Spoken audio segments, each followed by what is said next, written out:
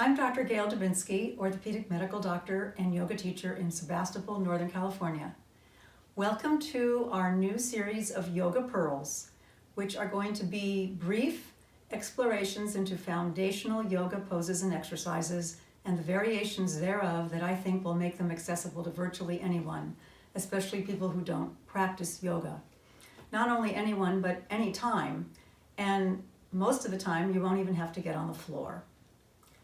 However, for our first pearl, we are going to do downward facing dog pose. Now, for me, a day without downward dog is like a day without sunshine. And there are many ways to modify this pose, but we're going to start with the basic classical pose. So you start in an all fours position. And I have long arms, so I put my hands a little forward of my shoulders. And the toes are pointed straight ahead and under. And you want to make sure that your feet and your hands are equally distant from the center of the mat.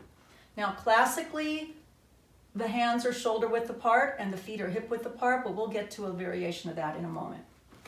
So you're going to take a breath in, exhale, rock back, drop the head between the arms, and then lift up and move the chest toward the thighs.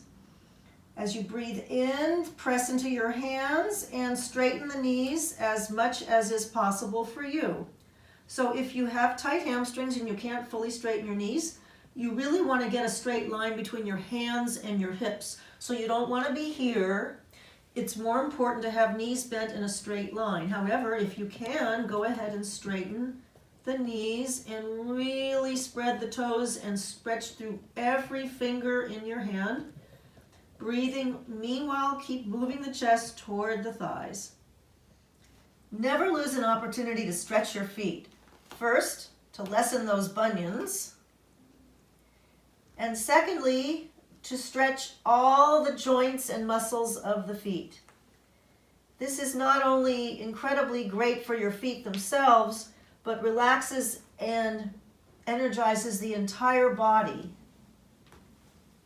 Never do downward dog in socks. You could slip and you won't get the proper benefit of the pose because you won't really be able to press into your feet. If you're doing a quick dog in the middle of the day, shoes are okay. And carpet is not a good surface either. This is one pose where a sticky mat helps, or at least a wood floor. So for anyone that has wrist problems, tendinitis, carpal tunnel, etc., the variations are 3. One is elbows under the shoulders, palms together. Everything's the same. Take a breath in. Exhale, bring your head back between your arms, lift your knees, and pressing down between your elbows to your wrists to your fingers, move your chest back towards your legs. And again, the knees don't have to be completely straight. It's more important to get the straight line between elbows and hips. The other variation of that, a little more difficult, but a great shoulder opener, is to have the elbows under the shoulders and wrists in line, palms on the ground. And this really opens up the upper back. Take a breath in. Exhale, move back, head toward the chest, toward the legs, and up. This is difficult. You can come a little higher on your heels. Try to bring your chest towards your legs, head hanging, and come down. But the best and most accessible is using a chair. So I'm going to stand up, or a desk, or a countertop, or a table. Put your hands shoulder width apart. You're going to walk back, bend your knees, drop your head down between your arms. Make sure your feet are under your hips, and then go ahead and straighten up as much as you can. Really lengthening between your palms and your hips. So your hips are going back, your hips are going up, feet are going down. So ideally you're in an L shape, but of course that may not be possible. You may need to bend your knees, and that's fine. Now, a really nice variation is to mix things up a little bit is to widen your feet and hands. Do a little side-to-side stretch. So think of it as making downward dog, instead of a long rectangle, into more of like an X.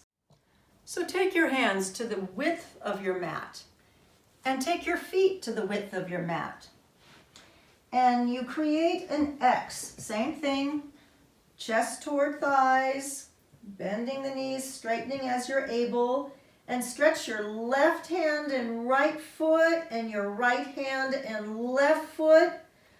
Breathe, and then you can even do a little sway from side to side, moving your hips to one side and then the other.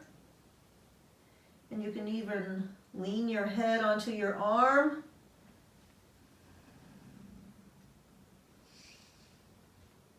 And coming down. You might want to walk your feet together before you come down. And of course, you can do the same thing on your chair, countertop, kitchen table, etc. Car bumper after a hike is great too. These variations and more can be seen more in depth in my full-length yoga videos, Yoga for Gardeners, and to some extent the RSI RX Yoga as well. So enjoy, and I invite you to practice some version of downward dog every day, anytime. It's a complete opening for the body, rejuvenating, strengthening, energizing, and relaxing all at the same time. Namaste.